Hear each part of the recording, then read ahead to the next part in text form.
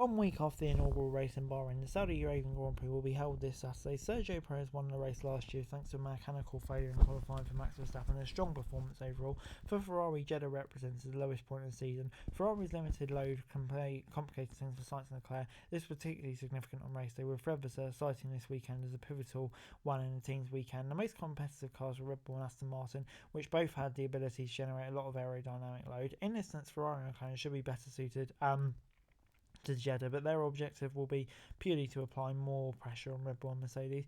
Further back, Aston Martin will have to contend with Haas, Red Bull, Stake and Williams for the points.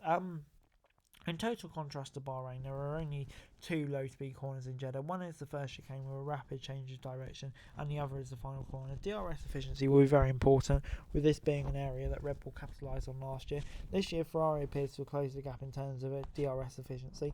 Meanwhile, Mercedes, McLaren and Aston suffered more in Bahrain in this respect. There are detection zones which would create a dynamic race on Saturday. In the first sector, Red Bull and McLaren will likely be competitive. Ferrari's pace in Bahrain could indicate struggles, slightly owing to a lack of agility. The second sector could reward Red Bull the most. Cars that perform well in medium speed will thrive here. In the final stretch, Red Bull's DRS certainly proved to be useful, and Verstappen and Perez, especially in the final lap. There is also where the new Ferrari win could be critical. Finally, Mercedes can improve the result in Bahrain if the cooling problems experienced last week can be resolved. Jeddah will facilitate a choice of setups and lower ground clearances. The pecking order for Saudi Arabian Grand Prix will be interesting, but we'll definitely get an idea in practice. Ferrari did not have a clean weekend in Bahrain, both in qualifying and race, taking away the issues Leclerc had, and he was about 3 tenths behind Verstappen on average. Bahrain is a good track for the Maranello historically, but the characteristics do often suit them. So yeah, there's optimism that this weekend could be better.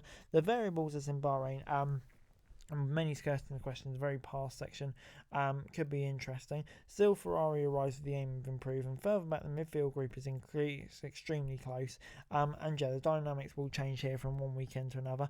Aston Martin is struggling in high view due to a lack of aerodynamic load, meaning they could struggle more in the Saudi Arabian Grand Prix than Bahrain. Haas worked hard on finding their consistency over the weekend, and yeah, if it wasn't for that unlucky turn 1 incident, it'd be interesting to see what they could do.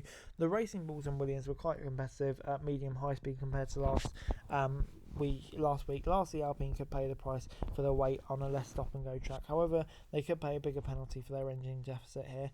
Among the disappointment of the first weekend were Racing Bulls. They didn't really have the form that we thought they would, and their upgrades are expected in Jeddah. They are targeted in improving the corner system, which could lead to a small change in their appearance. Ferrari and Aston will also be teams bringing updates, largely in adaptation this weekend. Fred Vasseur's team brings a new rear wing, already testing the Maranello on the occasion of the filming day in February. On the AMR-T4, there'll be small updates as they wait for a large seasonal package, along the lines of what happened in the 3 previous editions of the race. Pirelli has selected 3 compounds, the C2, C3, C4, step up on last race. So yeah, these pressures will allow similar as those last season, following 3 practices, which is slightly increased. Since it's a city race, the routes are rather limited and the risk of accidents quite high in safety cars. So yeah, there will be high track elevation as well. So yeah, qualifying could definitely be an interesting watch, with it again taking place on Saturday. So yeah, it's an interesting one this weekend, and one that you feel could maybe bring a Red Bull win, but besides that, be very close.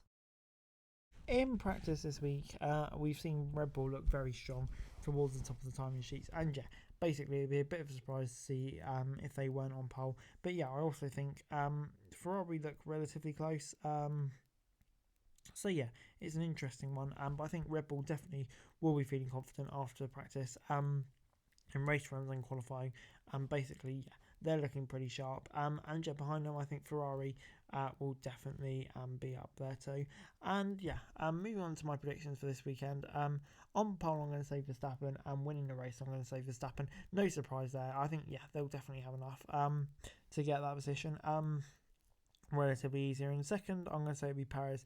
I kind of estimated Perez last weekend, but I think, yeah, their pace advantage is such a difference that they will still relatively easily be able to get into that second position with Perez. And Leclerc, I think the fastest driver in the second fastest car, will probably get. Hey guys, that's it for this video. Thanks very much for watching. Remember to like, share, subscribe, follow us on our socials, link in the description below for daily wrestling news, meme and content. Subscribe to our other channels on screen right now, that'd be greatly appreciated. Thanks very much for watching. Peace out.